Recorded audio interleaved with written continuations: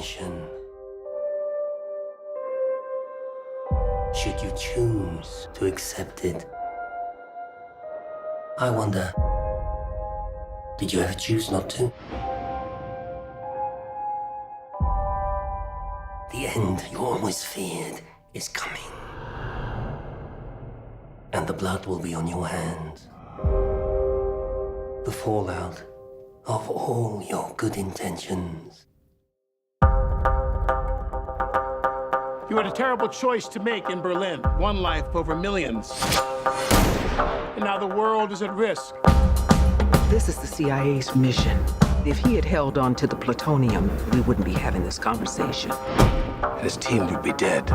Yes, they would. That's the job. Get down with the victims. We both know you need them. Stuck in the middle of all irrelevance. You don't understand what you're involved in. You need to walk away. Please don't make me go through you. How many times has Hunt's government betrayed him, disavowed him, cast him aside? How long before a man like that has had enough? You can't fight the friction.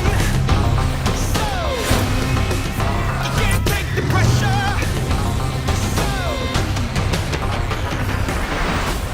So Ethan, that's not who we are. Maybe we need to reconsider that.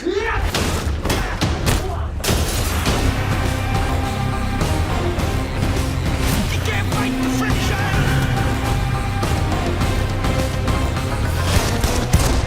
So, how is he? Hell, you know. Same old Ethan.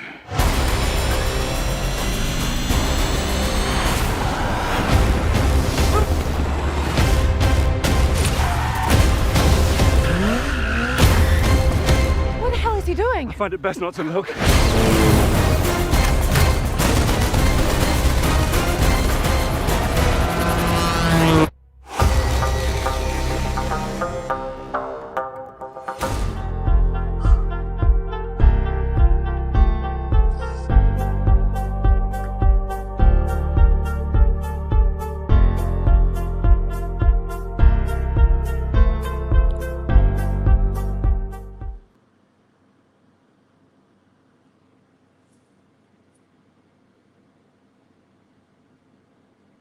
You're on mute still. I'm gonna have to find a way to get that fixed every single time. All right. What's going on, everyone? And welcome back to the Mission Impossible Mega Impossible review series, everyone. We are kind of coming here to a close a bit. We are doing Mission Impossible 6, Mission Impossible Fallout. We've been doing this for 6 weeks for you guys now. This one is pre-recorded, not live, as you can tell, because this one I'm going to be out of town in Florida, so I would try to give you guys the review for the new one live, but I wouldn't be able to do this one live just because of travels and all that stuff. So, but I'm doing this one for you guys now, and then I'm going to edit it and just drop it on the channel. But yeah. Mission Impossible Fallout. We are here on the second to last movie in this long but very worthwhile review series. And what a journey it's been, but may have just seen the best that this journey has to offer, because to me, Mission Impossible, as of yet, yeah, we haven't seen part 1 of Dead Reckoning yet, but I will say that this one, to me, at least for right now, is the greatest Mission Impossible movie of all time, and one of the greatest action movies, period, of all time. It blows me away, just what they were able to pull off of this film. Here's how I feel. I like the story a lot more in this one, and I love the story in this one. I enjoyed the action. I prefer the action 5 more. That is to me. like if I'm looking for pure action, I go to the fifth one. But if I'm looking for an all around a better movie as a whole, I go with 6. Yeah, and it's very rare for franchises to be 6 movies in and then to say like, oh, it's the best film in the franchise. That's Heck, even if it was like second or third, that would be an accomplishment at this point with the franchise of 6 or more movies. Oh, for sure. It's just absolutely crazy how this. Yeah, I saw this one in theaters, and first time I saw this in theaters, I loved it, was blown away by it, and then I have rewatched it in the beautiful crisp 4K and the IMAX images that I have when I bought it, and man, this movie is so like. Yeah, I agree with you. I think I do prefer the action in Rogue Nation a bit more, but that's not sugarcoating the action in this movie because there's some great action scenes, like the bathroom fight scene. Yes, the truck chase. The truck chase. That, oh my god! When I was rewatching it again, that gave me some like vibes of either The Dark Knight and that like heist scene, or like vibes of like, I know you haven't seen it yet, but Michael Mann's Heat. It kind of gave me those kind of vibes, which was very, very cool. To me, the truck chase is the best scene, and the scene in the street with the motorcycles and everything, that is the best action in the franchise. It is not my favorite moment in the movie. As a whole, my favorite action set piece of the franchise. I mean, in this film, it's the car chase. It's the truck chase / motorcycle chase. My favorite scene in the franchise, action-wise, is the opera scene. Yeah, that one I would still say probably. I don't know, man. Like the way the music. I don't know who composed the score, but the way the music was during that scene, and like the shots and the cinematography, and just the way the sound design and how it all played into that. Like that scene was intense. And the way it was edited, like the truck going underneath the water, and then you see it filling up with the guy in there. It was just like, it was so insane and nuts. To me, the most intense scene was not an action scene. It was the scene that came minutes later. Which one? The one where Tom Cruise is being questioned that he's a mole, and then they have Solomon Lane brought into. They're bringing him to this location, and they're having Henry Cavill's character watch him, and then it's revealed that Henry Cavill is the real villain, and then the mask gets pulled off, and it was Benji. And everybody finds out that man, that his character is actually evil. And then Alec Baldwin's character dies. They're probably happy about that decision now. Yeah. Now, okay, thank God if we don't have to worry about what are we gonna do about Alec Baldwin. His character's dead. Which it was sad to see his character go because I liked his character. Totally. Yeah. Like. Had the events with him not happened, I would be dying to see him in the next one. Oh yeah. Oh, sorry about that. I was just talking about how happy they must be, the writers of the makers of this movie, that they killed off Alec Baldwin's character in this movie, because now it's like, oh, hey, we don't have to worry about him. And I was I mentioned one of your favorite movies Ross, because I said the truck scene in this movie when they're like in the truck trying to get Solomon Lane, Yeah. and everything, like the way it was orchestrated, I got some serious Heat vibes from Michael. Yeah. Oh, this movie is amazing. Andrew, have you seen Heat yet? It took me 20 years to watch Lord of the Rings: Return of the King. Just Yeah. I have not seen Heat should be up high on the list. Oh yeah. This is my second favorite movie ever made. And then, like, basically, do you remember the bank heist scene in The Dark Knight, Andrew? Yes, of course. That basically ripped off Heat.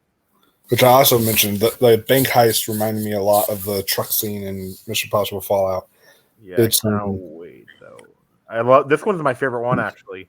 Yeah, this one is my favorite one too. Me It's just three. very, very intense. The story is there. The characters are even more nuanced. Like Benji is not just a straight up joke anymore. He's like actually utilized for like a serious purpose, and is like really, just every character plays their part so well in this film. So yes, this is to me the best performance, and the whole Henry Cavill mustache thing was totally worth it because his character was amazing. Although I never have understood why did the character have to have a mustache? Why couldn't he have just shaved his mustache off for this movie and just? I think it was in it. I would think that one of the things by signing on to the movie was in the contract. Maybe it might. No, I think they came out and said that was why. Oh, that would make sense.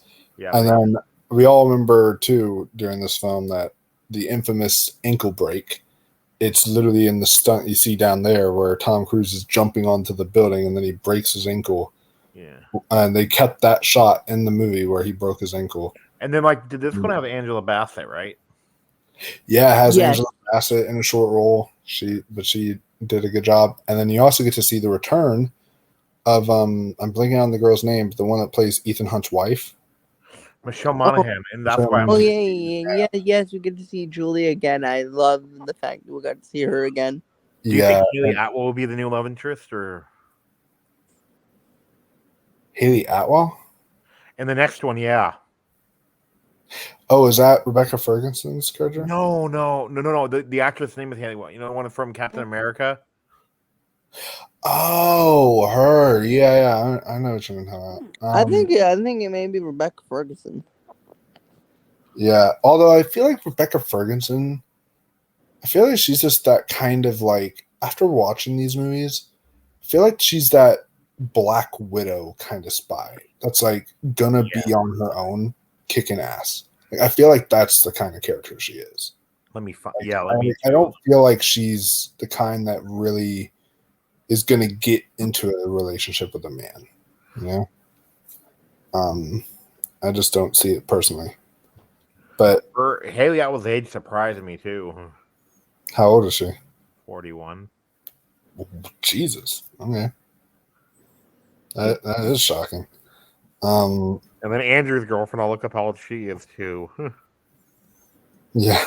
But no, I think Michelle Monaghan, I love to, like, they have, and talking about Henry Cavill, they have the Henry Cavill look-alike in this film. I forget the actor's name. I'm about to look it up, but he looks like Henry Cavill. He would have been a good choice for Superman. Wes Bentley, that's his name. I think he looks a little bit like Henry Cavill. Kinda, I guess. A bit. I know he definitely looks like he'd play like a good Clark Kent, I think. If they ever wanted to have him as Superman. But yeah, Wes Bentley shows up for a short time here. This is the introduction of Tom Cruise's real wife, which is Vanessa Kirby. Vanessa Kirby's in here. Does an excellent job in this too. And I love the whole like undercover kind of vibe that Ethan Hunt has to play, where he's like almost playing like an undercover agent. Yeah. And everything. It's just, and yeah, what you were talking about earlier, Andrew, that scene to me, I was trying to backtrack to that scene, but that scene to me is easily one of the most tense scenes. It's so twisty after twist after twist after twist. Like, you know, you see him pull off the mask, and then he's all like, "What?" And then he tries to pull the gun on the guy, but then the gun's not even loaded, and he's like, then he pulls out his real loaded gun, and then they follow him out, but then Henry Cavill's character has some men waiting already in there, and so they shoot down all the other men, and then so it's just this big shootout, and it was so intense. That's one of the most intense scenes that I've seen in a movie in a very long time. Second, let me say, second best villain death in the series too. Maybe even first. I'll have to think about that. Oh my god, that scene was intense too. Rewatching it, but like, because not only does like the helicopter, which by the way, Tom Cruise learned to actually ride a real helicopter for this movie, but he did that incredible like shot in IMAX, helicopter stunt. But then whenever you get to them on the cliff and they're fighting, you are like, I literally was like clenching my butt cheeks as hard as I could because he was trying to reach for the detonator thing, and every single time it would like slip almost off the cliff, and you're like, oh no, don't lose it. And you're like, you're on the edge there, and then you're watching it, and they're like hanging from the side of this cliff, it just on this little thing that's slowly starting to break down, and you're like, oh no, what got me was a hook through the eye. Yeah, and then whenever the hook comes down, like that was smart for Ethan to get onto the wall, because we've seen now rock climb. He knows how to rock climb and get up there. So Andrew, what number is this for you in your favorites? It's my number one. Actually. Yeah, this one's my number one too. This is one thing I gotta say I appreciate about this movie. Oh, okay. But one thing I love about this movie, compared to most action movies, honestly, is that this is a movie that forces you to pay attention. Yeah. It's not just like John Wick Chapter 4, which is like sort of almost mindless action, or like a Fast and Furious movie that's almost like mindless action. This one is like literally it forces you to sit down, because my friend, when we watched this in theaters, he was like, man, I really gotta go pee. And he was about to get up and go pee, but then he sat back down, and he was like, and it was like a minute later, he was like, I'm so glad I didn't go pee, or else I would have been so lost. It's like this movie forces you to pay attention. Like, when did you guys figure out that Henry Cavill was the bad guy? When did you figure out? I figured out pretty early on. Yeah, I was pretty convinced, but I wasn't sure. Mine though was with the phone.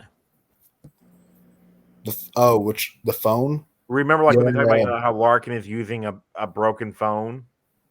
Yeah, that's a good point. There's a screw up, though. Guys, don't worry. This ties into Mission Impossible. Google has a big screw up right now, because if it is, somebody fucked up bad. Oh, really? What's wrong with Google? When I typed in Dead Reckoning Part 1, right? Uh-huh. Look. Really? Wow.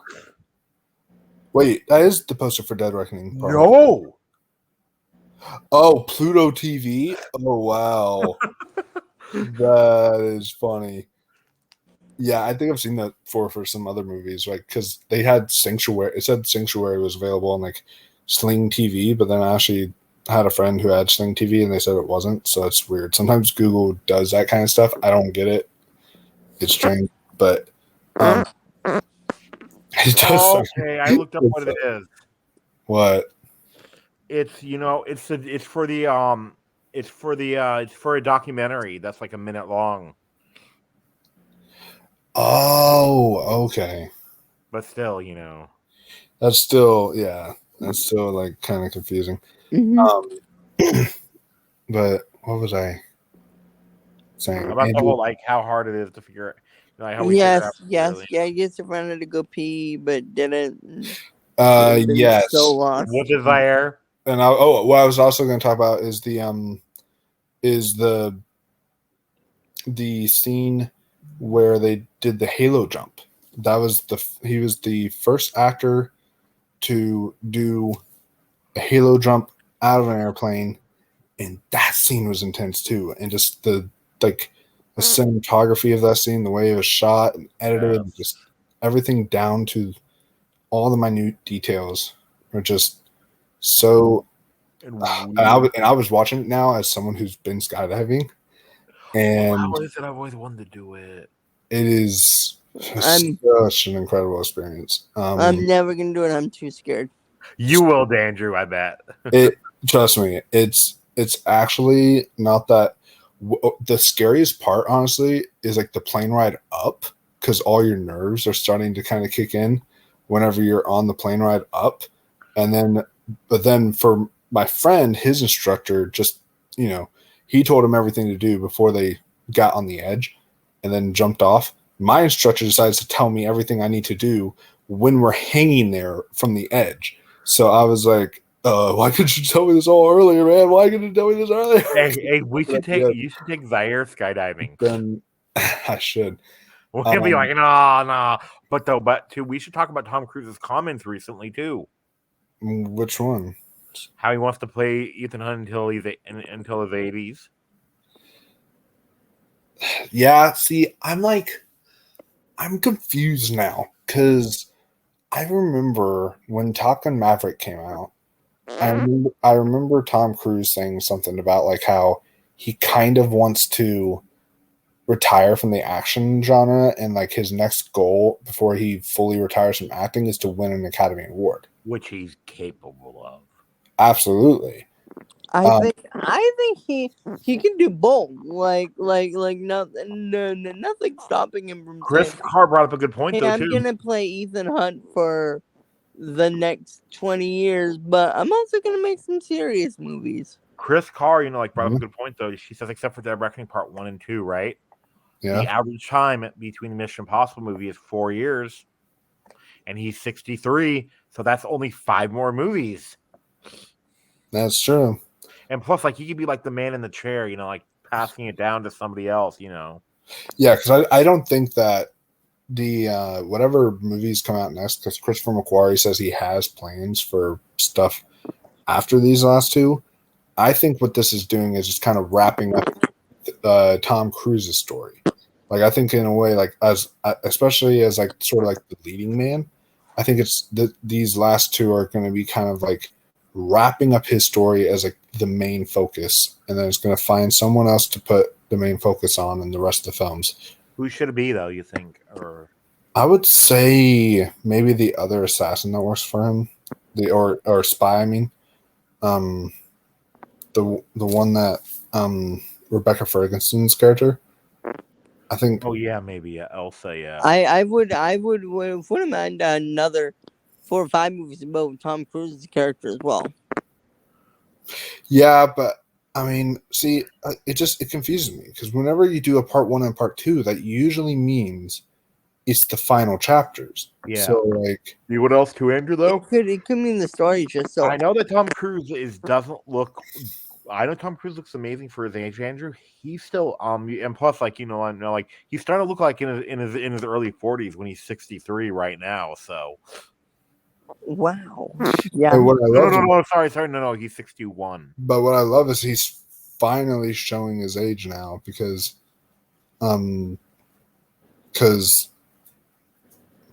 weird. Talk about Google messing up. Google has Lawrence Fishburne in the cast, and Ian McGregor, and Billy Crudup of this movie. We don't know, though. We don't know. No, I'm talking about for Mission Impossible Fallout. Oh, okay. Oh, yeah. You're right. So that's another mistake Google made. And Kerry Russell and Philip Seymour Hoffman. They just put random. Wait, did you type in Fallout or Mission Impossible Fallout just to see, or just Mission Impossible? Yeah, look, Mission Impossible Fallout cast. Oh my god! And then I look, and they just put some of the names from the other Mission Impossible movies in there as well. That's really funny. But so yeah, all in all, this is a great movie. Absolutely, I wonder who Carrie Eloise is going to play, though. Yeah, and he honestly needs this after his reputation lately. And speaking of Carrie Eloise, that's actually a good segue, because as I was rewatching this at home the other night, I literally was quoting Princess Bride because of the scene when they were hanging there on the hook. I was like, "Can you go any faster?" I thought I was going faster. That from Princess Bride when they're climbing the rope. So, it's like, so I love that movie. Oh, you too. And this one actually has a Top Gun Maverick actor in it too, and not Tom Cruise. That doesn't count, you know. Yeah, which one? You remember the John Hamm's right hand man? You know, the African American guy. Oh yeah, He's in it. They said. oh, and the new one. Yeah, and Rob Delaney's in it too. Nice, nice. I He love. was one of the best parts about Deadpool 2, Rob Delaney. Oh yeah, for sure. I mean, he was actually the best part about the new Home Alone. I didn't even see the new Home Alone. But I will say that I love that Top Gun Maverick proved that Tom Cruise is aging, because he's aging good, but you could still tell he's aging in Top Gun Maverick finally. And so Angela Bassett's not in it either. She's not in the new one, so I guess she's only in this one. Interesting. Yeah, because and this is not a spoiler, okay? It says Angela Bassett confirmed she would return as Erica Sloan in December 2020, right? Mm-hmm. But was later removed from the film due to COVID-19 travel restrictions. Ooh, all right. I wonder if she'll be in part 2 then. They'll probably find a way to include in part 2. Yeah, they'll probably find a way to throw her in there. Which we all remember the whole COVID backlash with this new film, and how Tom Cruise basically yelled at several of the people on set because of COVID. But anyways, yeah, Fallout, not like the video game Fallout, Mission Impossible Fallout, but the video game Fallout is really fun too. But Mission Impossible Fallout is a great film, one of the best spy films ever made, one of the best action films ever made. This is honestly maybe up there in the top 3 best action films of the 2010s. Yeah, I got a question though for you guys. So which one comes first? Okay, you guys heard about Tom Cruise announced Days of Thunder 2, right? Mm-hmm. What comes out first, Dead Reckoning Part 2 or Days of Thunder 2? I imagine Dead Reckoning Part 2 if, and only if, because I know a lot of Part 1 and Part 2s have done this, where they shot it back to back. If they shot it back to back, then I think Part 2 is coming out first. It's going to get pushed back though too. Which one? Dead Reckoning Part 2. It's already has a release date though. What's the release date? June 28th, 2024. Then yeah, they were both shot back to back probably. But you know what though? I cannot wait to see that final action scene in the new one too, which is in the trailer. Yeah, I can't wait to see it in 40X. I'm going while I'm in Florida this weekend. Speaking of X, I'm seeing an RPX. Nice. When are you leaving, Mike? I don't know. I'm leaving tomorrow. Wait, are you gonna film it all or nope? What theater are you seeing it at? I can film while she's at work, but I might do stuff like that. But because she'll still be working while I'm there sometimes. But the theater I'm seeing at has RPX, but it's like an RPX and 40X theater. Is it a Regal theater? Yeah, it's a Regal theater because only Regal do 40X. I was asking because I was like, don't tell me you're gonna miss out on the best part. On the best part of going to the movie. This place is not in my apartment. Oh my gosh. I'm serious. Yeah, 2 plus. I'm looking at the cast for Mission Impossible Dead Reckoning Part 2, and do what I think about it though. What? I think some of it's a lie. Why? I think maybe some of them are dead in this movie, in the first one. No. I just mean, you know what I mean, though, right? By that, like you think that they're gonna die, like they're not gonna make it into the part. Yeah. Okay. Yeah, just okay. Like, do what film did that too? What? Jedi.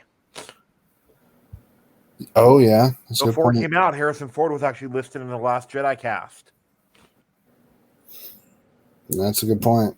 If it was like Rise of Skywalker, that would make sense, but because he did show up in that stupidly. But yeah, guys, Mission Impossible Fallout, fantastic film, best in the franchise. Yeah, best, maybe first or second best villain. I don't know, but I cannot wait though to see though.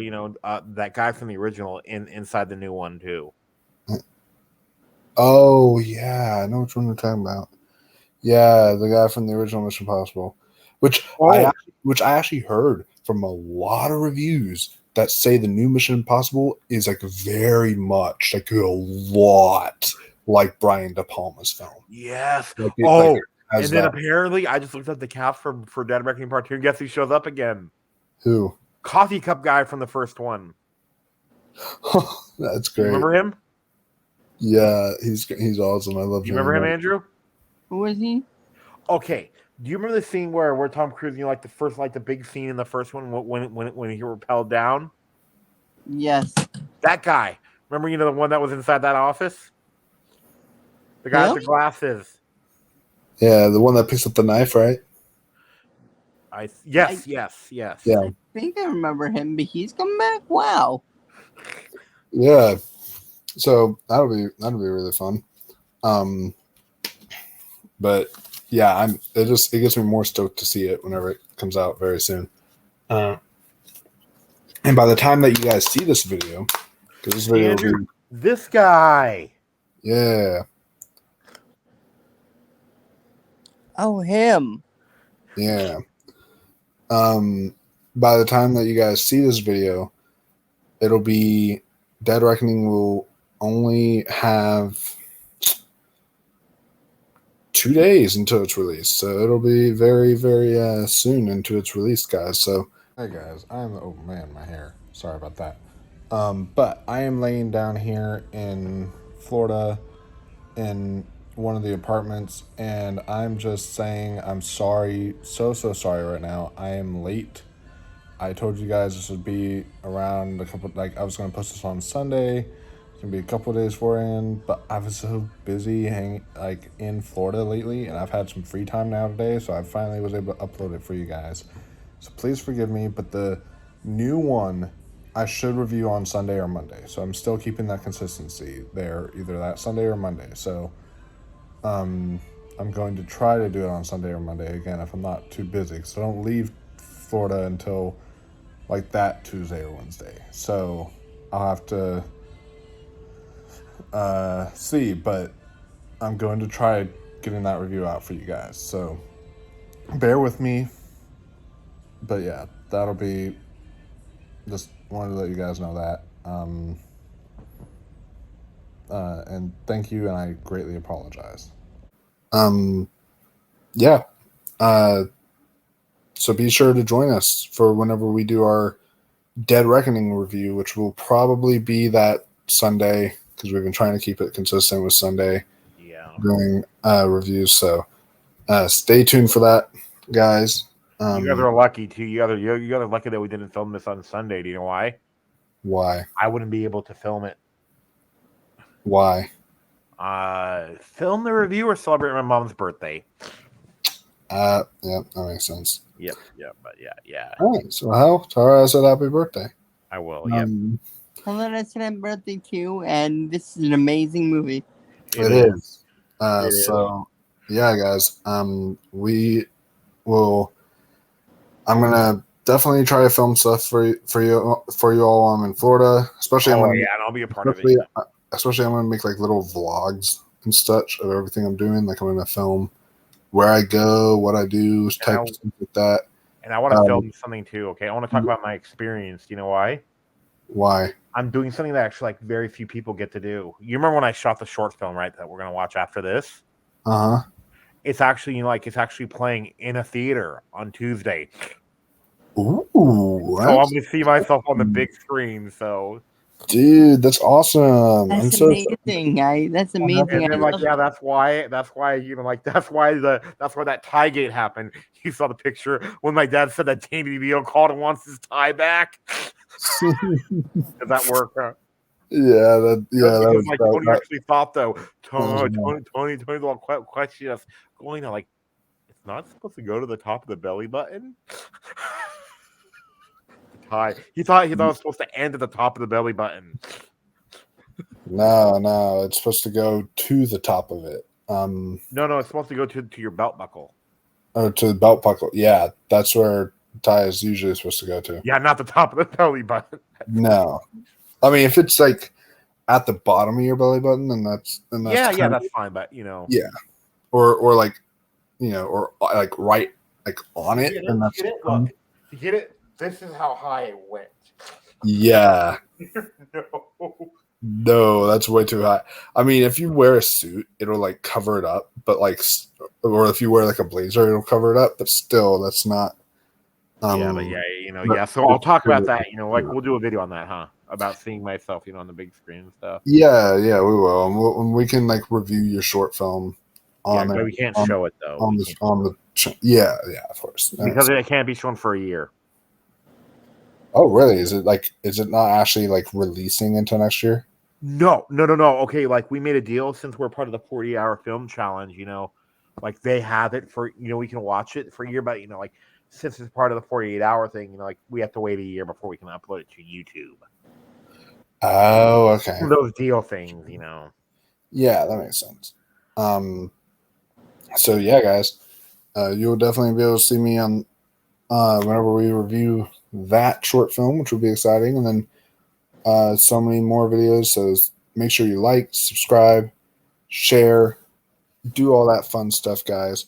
And this video will self-destruct in 5, 4, 3, 2,